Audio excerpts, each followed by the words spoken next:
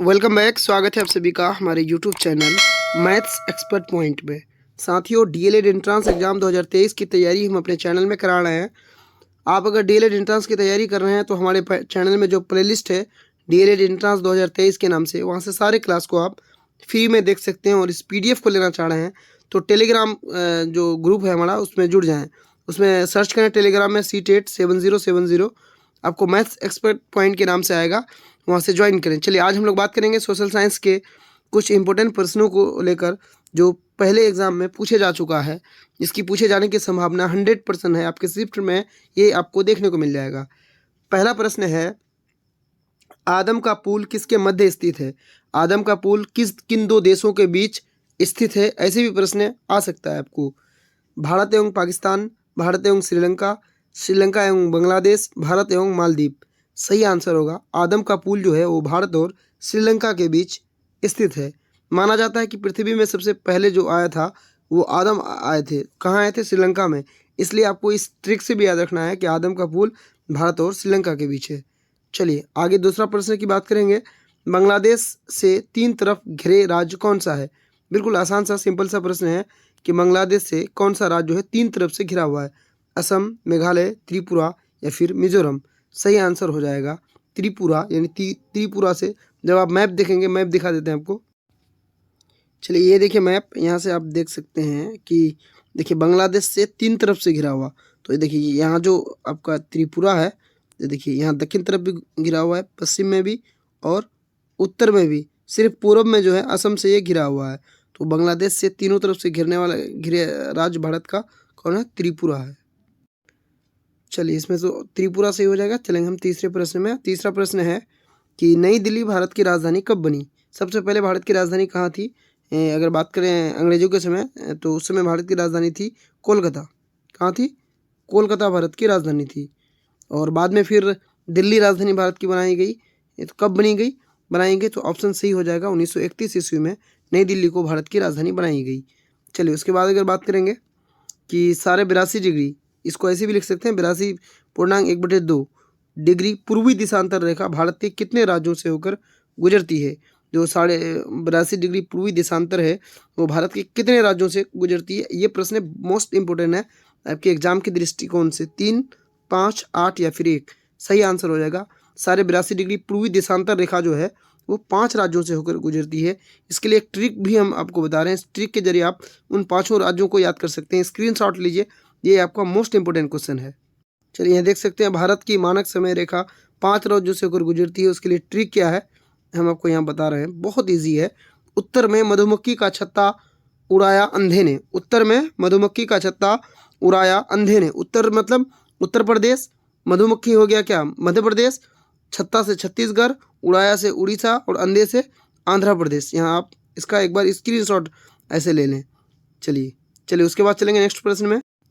चलिए नेक्स्ट प्रश्न है कि कर्क रेखा कितने राज्यों से होकर गुजरती है?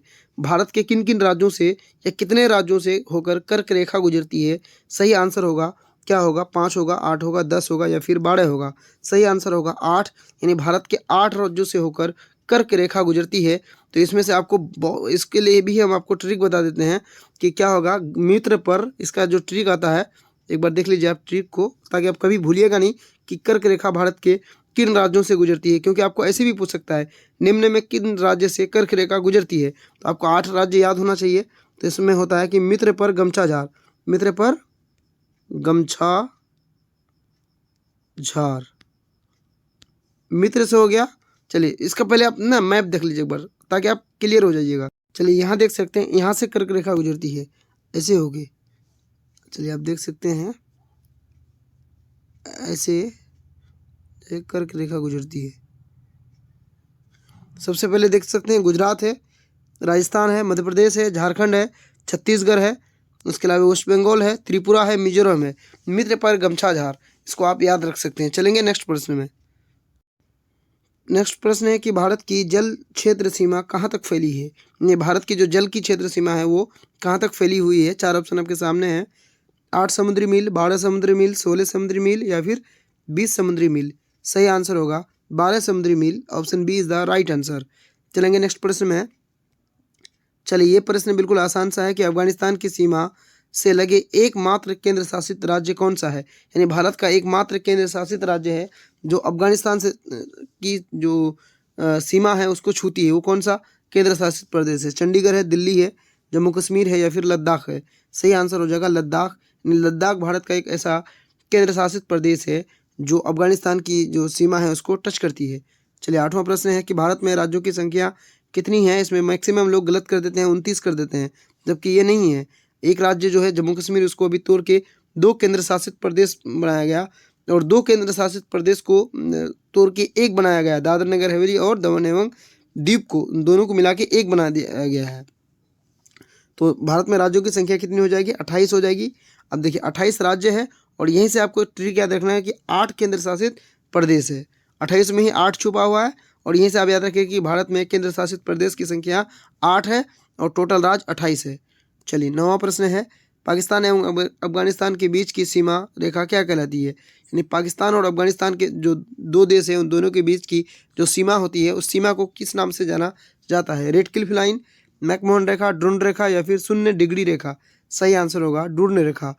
आपको बहुत अच्छे से याद रखना है कि अफगानिस्तान एवं पाकिस्तान के बीच की जो रेखा है वो ढूंढ रेखा कहलाती है। रेड क्लिफ जो है भारत और पाकिस्तान के बीच की रेखा है, इसको आप लिख लीजिए, भारत पाकिस्तान के बीच की रेखा रेड क्लिफ है। मैकमोहन भारत और चीन के बीच है। चलिए चलेंगे हम लास्ट प्रश्न में। 10वां प्रश्न आपके सामने है कि भारत का मानक समय यानी 82.5 डिग्री पूर्वी देशांतर, एक प्रश्न था कि कितने राज्यों से गुजरती है, तो 5 राज्यों से गुजरती है।